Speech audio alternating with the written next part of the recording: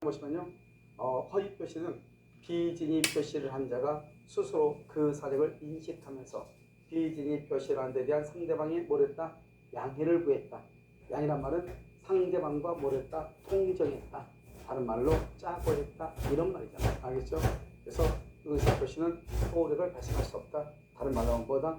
무효다. 이 말이죠. 그래서 원칙적으로는요, 우리가 이제 의사와 표시가 일치하지 않을 때는 원칙적으로 표시대로 효력이 있지만 예외적으로 상대방이 알았거나 알 수 있었을 때, 상대방과 표시의 의사가 일치하거나 그랬을 때는 원칙적으로 표시는 무효잖아요. 그래서 표시는 효력을 발생할 수 없다.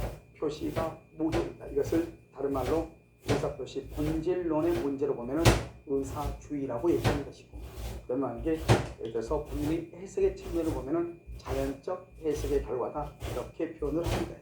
아시겠죠?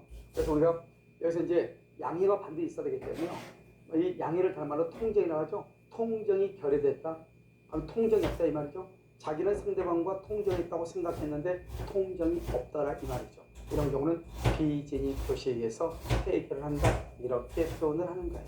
아시겠죠? 자요, 이제 우리가 보면 2번 보시면 공익인에 대한 대출의 한도 제한을 회피하고요, 실질적인 주체자가 제3자를 형식상 주체자로 내세웠고 신용공고 대리를 양해했다, 이렇게 되어 있죠. 지금 봐봐요. 우리가 실질적 주체모자를 뭐라고 얘기한다?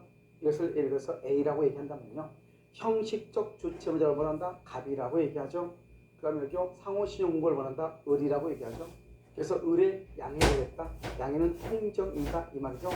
통정 어휘 표시는 유효이다, 무효이다, 무효이다 이 말이죠. 자, 이걸 보시면 이렇게요, 이제 A라고 하는 사람이 이제 실질적 주체모자. 여러분, 실질이라고 하는 것은 뭐예요? 실질적 주체모자 할 때 실질이라고 하는 것은 의사다 이 말이죠. 여기 을이죠. 우리 상호신용 공고죠. 이 상호신용 공고가 A한테 돈을 빌려주고 싶죠. 그래도 우리는 보통 개인 대출, 한도란가 여러 가지 이유 때문에요, 돈을 대출을 주고 싶어도 대출을 못하는 경우가 있는 거잖아요. 그래서요, 이 상호신용 공고가 A한테 얘기하죠. 한 명 데려와라. 그래서 A가요, 자기 친구 갑한테요, 그래서 형식적 주체모자다 이렇게 얘기하죠. 갑을 데려왔는데 은행이요, 갑하고 대출 계약을 체결하면서 뭘 했다? 양해를 했다 이 말이죠. 양해를 했다는 것은 당신 이름으로 대출을 받되 우리 은행은 당신에게는 책임을 묻지 않겠습니다 이 말이죠. 그래서 우리는 A한테 책임을 묻겠습니다. 당신은 이름만 빌려주면 됩니다. 그것을 우리는 뭐란다? 양해를 구했다, 이렇게 얘기하는 거예요. 여기서 제3자의 대출 명의가 누구죠? 그것은 갑을 얘기하네요. 갑 명의의 대출 약정은 통정 허위 표시에 해당해서 뭐가 된다? 무효가 된다 이 말이죠. 그래서 갑이 을하고요, 형식적 주체모자에서 우리가 이제 가장 대출을 했잖아요. 거짓말로 대출을 했잖아요. 이 가장 대출은 무효가 돼서 형식적 주체모자인 제3자는 책임을 지지 않고 누가 책임진다? 실질적 주체모자와 금고 간의 문제가 된다, 이런 말이죠. 아시겠죠? 이것을 우리는 뭐란다? 통정 허위 표시다, 이렇게 얘기를 하는 것이에요. 자, 그러면 3번을 보면요, 갑이 을에게 증여 사실을 감추기 위해서 매매 계약서를 작성했다, 이렇게 되어 있나요? 먼저 갑은 을에게 증여를 하고 싶은데 매매를 했다, 이런 뜻이네요. 자, 그럼 보시면 여기서 이제 아버지가 있어요. 아버지가 뭐냐? 표의자죠. 표의자고요. 그 다음에 아들이 있죠. 아들을 뭐란다? 상대방이다, 이렇게 얘기하죠. 그래서 아버지가 아들한테 이 아파트를 증여를 하고 싶어. 근데 보니까 증여세가 너무 많이 나오는 거예요. 증여세가 너무 많이 나오니까 어떻게 할 수가 없잖아요. 그래서 이제 아버지가 아들하고 둘이 이제 짜고 하죠. 청약이죠. 원래 청약은 뭐다? 의사표시죠. 의사표시는 증여를 하고 싶다 이 말인데, 증여를 하면은 이 의사는 증여인데요, 증여세가 너무 많이 나오니까 계약서에 해당하는 매매라고 쓰는 거예요. 매매라고요. 근데 실제로 갑과 을 사이에서는 매매라고 하는 사실이 있었어요, 없었어요? 없었죠. 그래서 이 매매라고 하는 것은 거짓말 매매죠. 그래서 이것을 가장 매매라고 얘기하고요. 이 가장 매매는 유효이다, 무효이다, 무효가 된다 이 말이죠. 그리고 뭐가 있죠? 증여가 있죠. 증여는 뭐다? 증여는 숨겨지는 거죠. 이것을 뭐라고 표현한다? 은닉행위다, 이렇게 얘기하고요. 이것은 숨겨져 있는 거죠. 그래서 숨겨져 있는데 실제로 갑과 을은 증여를 하기로 둘이 합의를 한 거잖아요. 그래서 이것을 은닉행위, 이것은 유효가 되는 것이고요. 그래서 우리가 합의니까 의사주의죠. 의사주의는 뭐가 무효이다? 표시가 무효. 그래서 매매는 무효가 되는 것이에요. 그래서 이 상대방한테 뭐랬다? 등기라죠. 이 등기할때는 보통 등기 원인으로 매매 계약이라고 해서 매매를 했을 때란 말이에요. 그렇다 하더라도 우리가 이제 이 두 사람 중에서 뭐냐 두 가지 중에서 그 증여는 증여로서의 요건을 갖추면 유효가 되잖아요. 그래서 이 등기를 매매의 등기로서 무효로 보는 것이 아니고 증여의 등기로서 유효로 본다 이 말이죠. 그래서 이 등기를 유효로 보고요. 그래서 은이 소유자가 되는 것이에요. 이것을 우리 나중에 배우는데 불법법에서 실체 관계에 부합하는 등기가 이렇게 표현이 돼요. 그래서 일단 의뢰로 되는 등기가 유효이고 은이 소유자죠. 그럼 여기 병이죠. 몇 번이겠죠? 내 앞에 있는 사람의 등기가 유효가 되잖아요. 그러면 그 다음 사람은 뭘 의문하고 3. 아들 불문하고 소유자가 된다. 즉 이 등기가 여러 매매를 가정한 증여로서의 등기로서 유효인지 무효인지 그것을 알든지 모르는지 따지지 않고 무조건 내 앞에 있는 사람이 완전한 소유자죠. 그럼 그 다음 사람은 무조건 소유자가 된다. 이것은 무슨 법칙이다? 대물의 법칙이다. 이렇게 얘기했고요. 그럼 여기 또 정의점 봤을 때도요. 내 앞에 있는 사람이 지금 소유자잖아요. 그래서 정도 대물의 법칙에서 정도 아들 불문하고 소유자가 되는 거예요. 이걸 이제 어떻게 표현하느냐? 이제 이게 가끔 이제 시험에 한 번씩 나오는데요. 다른 시험에 거의 나온 적 없고 우리 시험에만 2번 나왔단 말이죠. 그래서 이걸 나올 때는 어떻게 하냐? 이 을은 무조건 소유자가 되는 거잖아요. 근데 보통 우리는 제3자가 악의일 때는 소유권을 취득을 못한다 이렇게 보통 공부를 하잖아요. 그런데 이런 경우는 제3자가 악의인 경우라 할지라도 소유권을 취득하는 것이죠. 그래서 우리가 병이 악의일지라도 소유자가 된다. 그 말은 병이 악의인 경우 갑은 제3자 병의 등기의 말소를 말할 수 없다.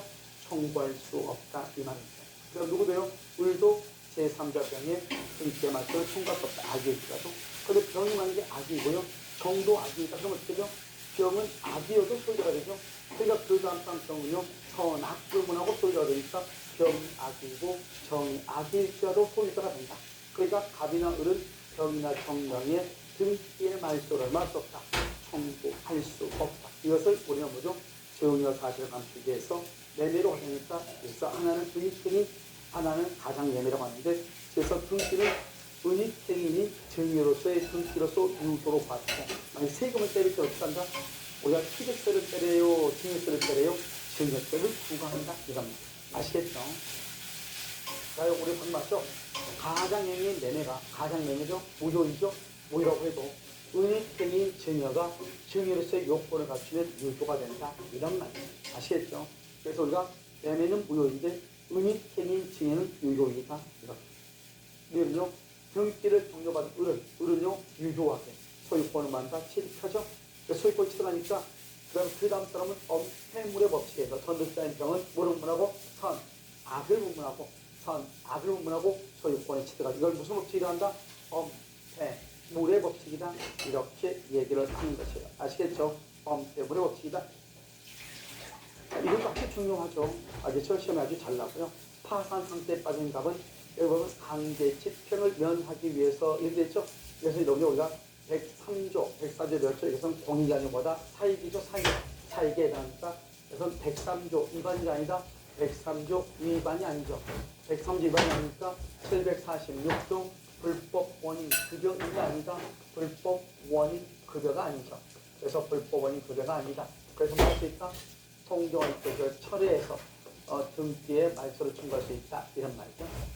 그래서 자신의 유일한 재산이 많이 나오죠. 여기서 이제 뭐가 나오냐? 사회행위라고 하는 것이 나오죠. 우리가 이제 채권자 취소권이라고 하는 것이 나오는데요. 이 채권자 취소권이라고 하는 것은 이중 매매에서는 없죠. 그런데 공정 허위 표시에 해당하여 무효일지라도 채권자 취소권의 유효는 어떤 것을 사회행위에 해당하면은 채권자 취소권을 행사할 수도 있죠. 그래서 우리가요 공정 허위 표시의 경우는 채권자 취소권을 행사할 수 있다. 이렇게 표현을 하는 거예요. 유일한 재산이 X토지를 을에게 매도하기로 하는 허위의 매매계약. 여기서 봐봐요. 허위의 매매계약 이것을 뭐라 한다? 가장매매라고 얘기하고요. 이때 허위란 말은 가장이란 말은 무효이다 무효이다 무효라는 거죠. 그래서 매매는 무효죠. 을과 통정했죠. 통정에서 계약을 쓰게 됐고 이에 따라 X토지란 등기를 을내니까 이 등기로 무효가 된다. 이런 말이죠. 그래서 등기로 무효이다. 이렇게. 알겠죠? 자, 그런데 지금 여기서 뭐가 중요하냐? 병이 선이 약이냐 이런 말은 없죠. 근데 우리가 지금 이것은 어디가 붙었냐? 비진입표. 우리가 지난 시간에 배웠었는데 비진입표시하고 동일한 것이에요. 그래서 우리가 이제 비진입표시를 어떻게 표현을 했다? 이렇게 표현을 했죠. 똑같아. 여기 이제 갑이 있죠. 갑을 소이자고요. 소이자. 여기 을은요 누구다? 상대방이다. 이렇게 얘기하고요. 그럼 여기 A가 누구냐? 채권자죠. 채권자 이렇게. 이 갑이요 A한테요 1억을 드렸단 말이죠. 언제요? 2월 1일이요. 1억을 드렸어요. 그런데 갑이 돈을 갚지 않으니까 A가 경매를 하려고 하죠. 집행해야지 돈을 받아갈 거 아니에요. 이것을 뭐라 한다? 강제 집행이다. 이렇게 얘기하죠. 그럼 어떻게 돼요 여러분요? 여러분이 만약에 갑이면은 경매를 당해야 돼요? 당하지 않아도 돼요? 당하지 않아야 되겠죠? 그것을 강제 집행을 면탈한다. 이렇게 돼요. 그래서 갑가요 거짓말로 매매 계약서를 쓰죠. 매매 계약서를 써서 을앞으로 등기를 이렇게 빼돌린다. 이런 걸 재산을 빼돌리죠. 그러면 이 등기는 뭐가 된다? 무효이다. 이런 말이죠. 왜요? 이 갑과 을 사이에서는 그 실질적으로 등기만 을 앞으로 해놓지 실질적인 소유권을 을에게 이전할 의사가 전혀 없단 말이죠. 그래서 두 사람 다 의사는 뭐죠? 등기 소유권을 이전할 의사가 없이 등기만 너 앞으로. 알겠죠? 그래서 어떻게 돼요? 통정의 표시에는 무효이다. 그래서 이 사람은 소유자가 아니다. 이 말이죠. 그럼 결국 누가 소유자다? 갑이 소유자가 되는 것이죠. 갑이 소유자예요. 그럼 갑이 소유자면 그럼 어떻게 해야 돼요? 그럼 이 A의 입장에서 보면은 비록 등기는 을 앞으로 되어 있어도 아직은 갑이 소유자니까 큰 손해는 없어 보이지만은 우리가 비진입 표시에서 배웠죠. 만약에 이 을이 자기 앞으로 등기가 되어 있는 것을 기화로 해서 을이 이것을 병한테 넘기죠. 그럼 이 병은 제3자라고 얘기한다고 그랬죠. 원래 등기는 공신의 원칙이 인정되지 아니한다. 기억나시죠? 그래서 내 앞에 있는 사람의 등기가 무효이면은 그 다음 사람은 원칙적으로 선이고 악이고를 불문하고 소유권을 취득할 수 없는 것이 원칙인 거죠. 그래서 우리나라는 공신의 원칙을 등기에는 인정하지 않는 것이죠. 그런데 우리 민법 107조, 108조, 109조, 110조에 특별한 규정을 둬가지고 이 등기가 무효가 그냥 무효인 것이 아니고 비진입 표시로서 무효이거나 또는 통정 허위 표시로서 무효이거나 또는 착오나 사기나 강박에 의하여 취소가 돼서 무효가 된다. 이 말이죠. 그렇게 무효일 때 다른 건 없어. 그 네 가지. 그런데 그 무효인 등기를 제3자 병이 그 사실을 모르고 등기를 잊어버렸다. 그럼 병은 소유권을 취득하고 만약에 그 사실을 알면서 등기를 잊어버렸다. 악인 경우는 소유권을 취득하지 못한다. 이 말이죠. 그래서 우리가요. 통정 허위 표시에서 무효는 선의의 제3자에게 대항하지 못한다. 즉 우리가요 갑과 을 간의 가장매매는 언제나 무효인데 언제나 이 무효를 가지고 선의의 제3자한테 무효라고 주장하지 못한다 이 말이죠. 갑과 을 사이에서는 언제나 무효다 이 말이죠. 그런데 이 무효를 가지고 제3자 병에게 그 무효를 주장하지 못한다. 이것을 뭐라고 한다? 대항하지 못한다. 이렇게 얘기를 하는 것이에요. 그래서요 제3자의 경우 소유권 취득하죠. 이것을 우리는 뭐란다? 공신의 원칙의 경우는 우리 민법에는 어느 경우도 인정하지 않죠. 그래서 원칙적으로 공신의 원칙은 인정하지 않아요. 그러니까 내 앞에 있는 사람의 등기가 무효이면 그 다음 사람은 선악불문하고 무조건 소유권을 취득할 수가 없어요. 등기는 공신의 원칙을 인정하지 않으니까. 그런데 우리 민법에는 특별한 규정을 두고 있다. 그 특별한 규정이 바로 뭐냐? 107조 제2항, 108조 제2항, 109조 제2항, 110조 제3항에 선의의 제3자에게 대항하지 못한다. 이런 규정을 두고 있단 말이죠. 이러한 법 규정에 의해서 비진입 표시로서 무효이거나 통정 허위 표시로서 무효이거나 착오나 사기나 강박에 의하여 취소가 됨으로써 무효이다. 알겠죠? 그러면 그 다음 사람은 선인 경우에 소유권을 취득하고 악인 경우는 소유권을 취득할 수 없다. 이런 말이에요. 무슨 말인지 아시겠죠? 그러니까요. 그런 규정이 있어서 이 병은 통정의 표시로서 무효임에도 불구하고 선인 경우에 소유권 취득하고 제3자가 선이죠. 그 다음 사람 정은요. 뭐를 불문하고 선, 악을 불문하고 소유권을 취득한다. 이걸 무슨 법칙이라고 한다? 엄폐물의 법칙이다. 똑같죠? 107조하고 그 다음에 병이 선, 악이죠. 그러면 이 그 다음 사람 정은요. 다시 선인 경우 소유권 취득하고 악인 경우는 소유권 취득 못하고 또 정이 선이죠. 그러면 그 다음 사람 문은요. 뭐를 불문하고 선, 악을 불문하고 소유권을 취득하고요. 이렇게 계속 이렇게 나가는 거예요. 알겠죠? 계속. 그 다음에 이 제3자죠? 제3자의 3대 원칙이 있죠? 제3자 3대 원칙, 제3자의 선의는 뭐가 된다? 추정되죠. 그래서 제3자의 선의는 추정되니까 제3자가 선의가 아니고 악이라고 하는 사실, 악이 누가 입증한다? 무효를 주장하는 자.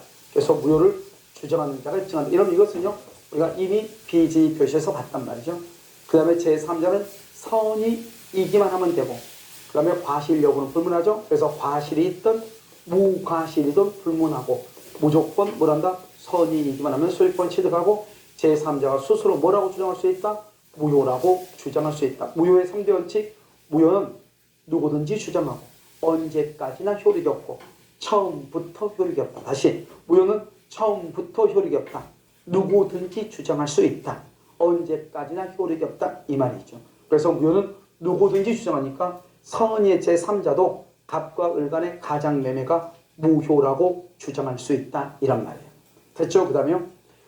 지금 여기 보면 이 을 앞으로 되어 있는 등기가 무효인데요. 을이 이것을 병한테 처분했잖아요. 그럼 어떻게 한다? 갑은 을에게. 우리가 비진입 표시와 똑같아. 갑은 을에게요. 불법 행위로 인한 뭐를 청구한다? 손해배상을 청구하든지 매매대금 상당의 부당 이득 반환을 할 수 있다. 청구할 수 있다. 그래서 손해배상을 청구하든지 부당이득 반환을 청구할 수 있다. 이런 말이에요. 알겠죠? 손해배상 청구하고 부당이득 반환을 할 수 있다. 청구할 수 있다. 이렇게. 됐죠? 자, 그 다음에 여기 가장매매죠? 이 가장매매는 유효이다, 무효이다, 무효이다. 무효. 그래서 가장매매는 무효니까요. 무효의 3대 원칙, 무효는 처음부터 효력이 없다고 그랬죠? 그런데 우리가 채무 불이행이라는 건 뭐죠? 법률행위가 유효하게 성립하고 난 후, 후발적으로 채무를 이행하지 않을 때 채무 불이행이 되는 거죠. 그런데 지금 무효는 처음부터 효력이 없는 것이니까 우리가 이행이라고 하는 말을 사용할 수가 있다 없다? 없죠. 그래서 무효인 경우는 채무 불이행이라고 하는 말은 나올 수가 없죠. 그래서 채무 불이행에 대해서 손해배상을 청구한다. 즉 갑이 을에게, 을이 갑에게 가장매매를 원인으로 손해배상을 청구할 수 있는가? 없다. 이 말이죠. 알겠죠? 그래서 갑은 을에게, 을은 갑에게 가장매매를 원인으로는 손해배상을 청구할 수가 없지만 만약에 을이요, 자기 앞으로 등기가 더 있는 것을 기화로 을이 것을 제3자 병에게 처분하고 제3자 병이 선인 경우가 있을 거 아니에요. 그랬을 때는 제3자가 소유권을 취득하게 되죠. 이때 갑은 을을 상대로 불법 행위에 대한 손해배상 청구나 그 다음에 매매대금 상당의 부당 이득 반환을 청구할 수는 있다. 그래서 조심해야 되겠죠. 갑과 을 간에는 무효를 원인으로 손해배상을 서로가 청구할 수 없다. 그런데 을이 제3자 병에게 처분한 경우는 그 다음에 갑은 을에게 매매대금 상당의 부당이득 반환 청구권, 불법 행위로 인한 손해배상 청구권을 행사할 수 있다. 이란 말이에요. 무슨 말인지 아시겠죠? 그럼 이것을 잘 아시고 그 다음에 여기서 여기가 지금 채권자죠? 그러면 채권자는 어떻게 돼요? 이렇게 을이 병한테 처분하게 되면 병이 선인 경우 소유권을 취득하게 되면은 갑은 소유권을 잃게 되죠. 그럼 갑이 소유권을 잃게 되면 어떻게 돼요? 그럼 A도 돈을 못 받죠. 그러니까요, 이 을이 병한테 처분하기 전에 등기를 빨리 갑 앞으로 가져와야 되는데 갑은 등기를 가져오지 않겠죠. 왜요? 만약에 등기를 가져오면은 A가 압류해서 경매를 할 거 아니에요. 그래서 안 가져온단 말이죠. 그럼 어떻게 한다? 이 A는 갑을 뭐래서 그래서 대위에서 을 명의 등기에 말소를 청구하는 거예요. 대위에서 그것을 채권자 대위권이라고 얘기하는 것이고요. 그리고 우리가 채권자 취소권은요, 반드시 재판으로만 행사해야 되거든요. 그래서 어떻게 한다? A가요, 을을 상대로 뭘 한다? 채권자 취소권을 행사를 하죠. 그래서 여기 유일한 재산을 넘겼다 이 말이죠. 그것을 사해행위다.